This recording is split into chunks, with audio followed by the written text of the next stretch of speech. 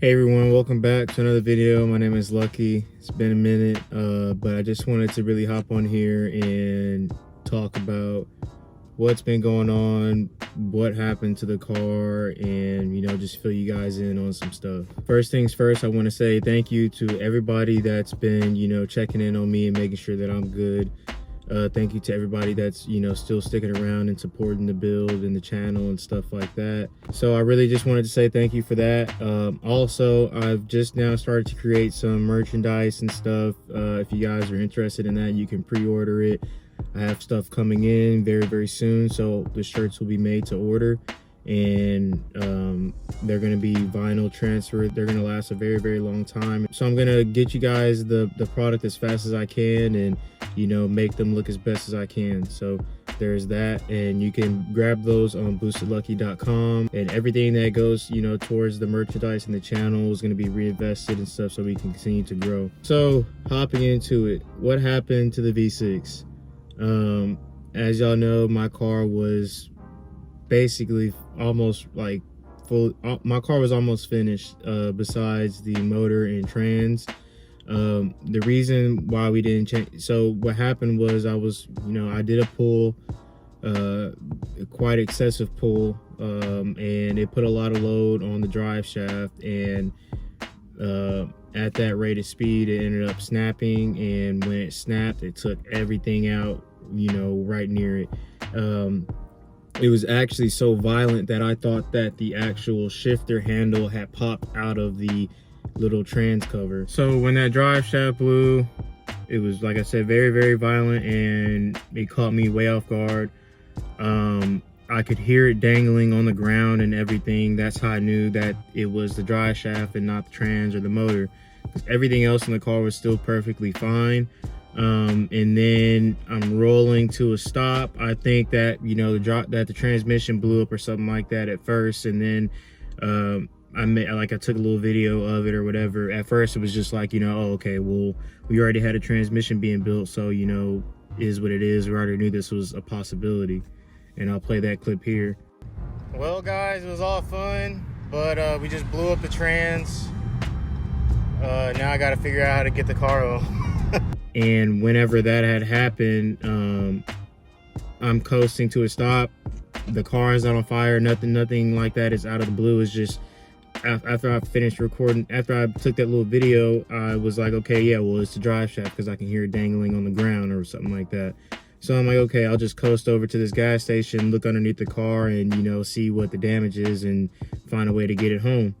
I get out the car, and like 20 seconds, I'm looking underneath, and then 20 seconds later I look underneath again and I see something glowing, and it's in the trans tunnel. So with that, everything on the car, from the trans tunnel to the firewall, was on fire, and there was nothing that I could do. The PCM, the E85 ProFlex kit, the throttle body, the back of the intake manifold was melted, so I couldn't pull out the ejectors. All of that stuff was done. The carbon fiber steering wheel, all of that. So everything that I could save, I did save. I didn't take the front bumper because I didn't want insurance saying anything, and I took the 390 diff out, put the 308 back up in there. I couldn't take the axles off because I ripped those, and I was trying to hurry up and frantically get everything out. I ended up keeping a piece of the drive shaft because it wouldn't separate, because the front of it and everything else was exploded. So the drive shaft just like fell apart as I was taking the diff out, and I couldn't unbolt it either at first because I didn't have enough leverage with my power tools working in the lot of a Service King to get everything off the car. This is tunnel. See, that's the drive shaft. It's the transmission.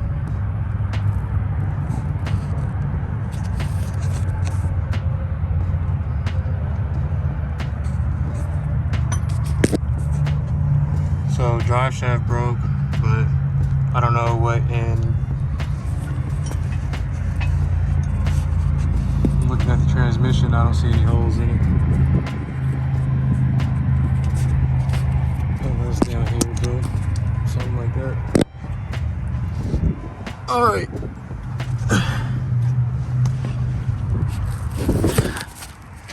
So I went and I pulled the rims off the car, put the stock ones back on, put the brakes off, put the stock ones back on. I couldn't get my lowering springs off. I didn't have time. Got the diff out. Got my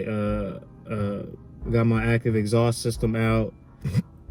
I got my Widebody kit all off, but one of the fender flares was very, very slightly warped on the driver side. And I got my SRT performance spoiler off. Everything that I could get out of the car, I got it out. I got the fuel pump out that I had just threw in there. Got the Ripp Supercharger kit all off. All of that stuff is all good, and most of the stuff I've already sold off. So I've already sold the wheels, I've already sold the fuel pump, I've already sold the differential, I already sold my spare unlocked PCM, the exhaust. I couldn't get none of that stuff off. I wasn't about to sit there and I didn't have enough time. But most of the stuff I've already sold off. The only thing I have left is some 660cc injectors if somebody wants to run E85 on their 3.6, because your stock injectors aren't going to be able to, you know, support it. And I just sold the fuel pump to somebody. So yeah, I mean, the only thing I really have left is my Widebody kit, and I'm not parting none of that out. I'm just selling that whole thing as is. So if that's something that you want, you know, DM me or whatever. It's $800 for the whole thing. But I mean, yeah, that's pretty much all that happened. Was the drive shaft blew apart at that rate of speed, and I mean, that took out the car. I know I didn't start hearing about all the drive shaft, you know, horror stories until after this whole event had happened, and I realized how lucky that I am, because that drive shaft could have came through the floor. I could not have my legs. That whole thing could have been a whole lot worse. It could have locked up.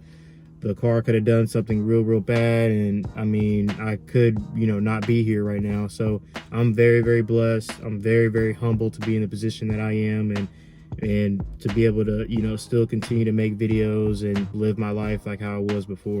So moving forward, obviously we have the Hellcat. I'm going to, you know, enjoy this for what it is and have fun and mod this and do everything, you know, that I wanted to do with the 6, also with this.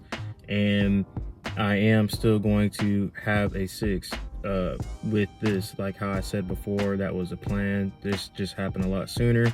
I had the opportunity to get what I wanted, and I got that.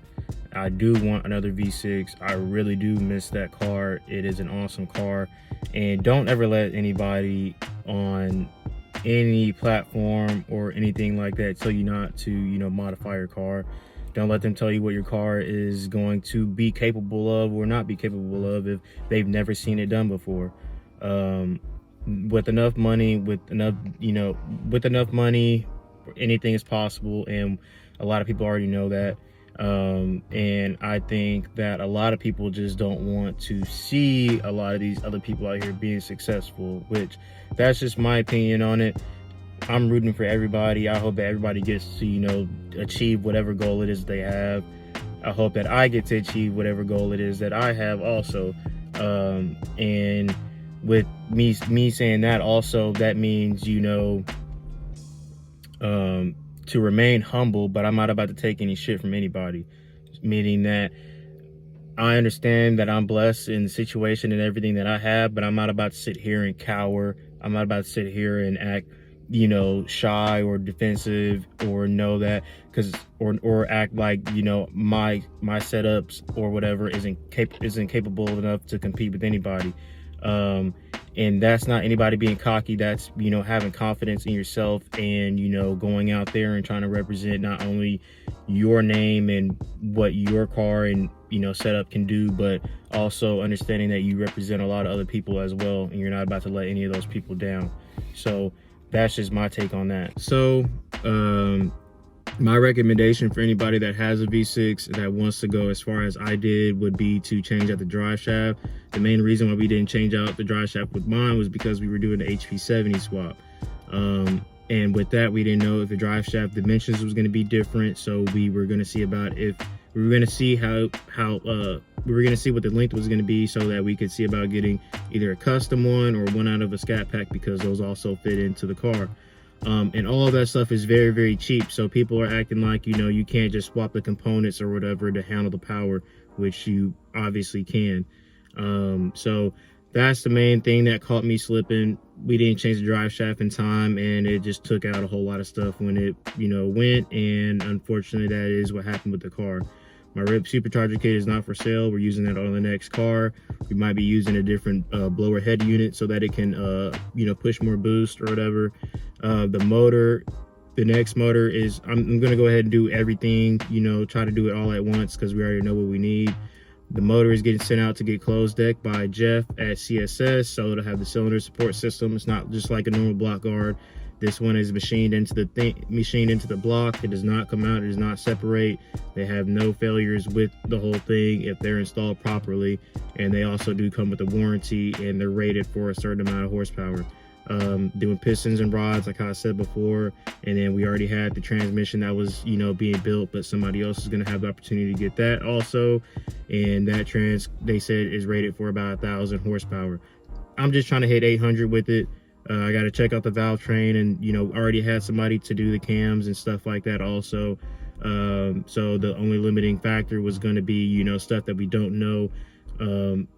We were going to basically find what parts aren't going to be able to hold the power and change those out, and get a lot of custom stuff fabbed up. We were going to get a custom fabbed intake to hold the Hellcat throttle body, the 92 millimeter, and, you know, redo all the boost piping to 4-inch and just a whole bunch of stuff. We were gonna, you know, make the car what I wanted it to be, and that's still the plan moving forward. But right now, with my situation, I am 22, I am still in school, and I do work full-time, and now I have this to work on, and I just got to make smart moves and stuff like that. But the timeline for it is just dependent upon how successful YouTube is and how successful I am with, you know, continuing to push forward in my career and, you know, finishing school and stuff. So that all being said, I just want to say you guys are awesome. I really, really appreciate your support and everything. And, you know, the next car will be even more and more